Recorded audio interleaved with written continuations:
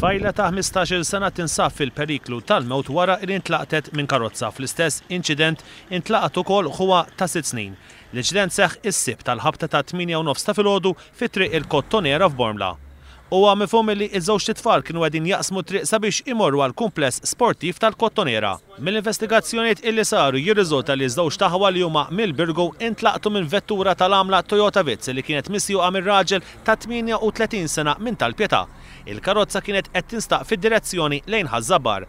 Fuq il-post issejħet ambulanza li ħadet li ż-żewġ taħwa l-Isptar Mater Dei fejn it-tfajla ġiet iċċertifikata li tinsab fil-periklu tal-mewt filwaqt li t-tifel ġarrab ġrieħi ta' natura ħafifa. Bil-każ ġie informat il-Maġistrat tal-Għassa li ħatar diversi esperti sabiex jassistuh fl-inkjesta. Intant anzjana ta' 67 sena minn Ħaddingli sofri ġrieħi seri wara li intlaqtet minn karozza fit-triq l-Irdun f'Ħaddingli. L-inċident seħħ il-ġimgħa l-ħabta ta' 6:15 ta' filgħaxija.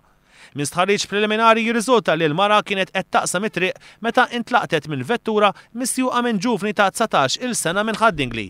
Il-mara ttieħdet l-Isptar Mater Dei permezz ta' ambulanza fejn ġiet iċċertifikata li qed issofri minn ġrieħi ta' natura gravi. F'inċident ieħor anzjana ta' 70 sena mill Ħamrun tilfet ħajjitha wara li sabet ruħha f'diffikultajiet waqt li kienet qiegħda ton fil-qawra.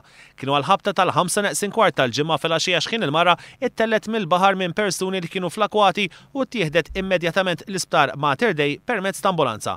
Il-mara kienet iċċertifikata li kienet fil-periklu tal-mewt u iżjed tard ġiet iċċertifikata mejta.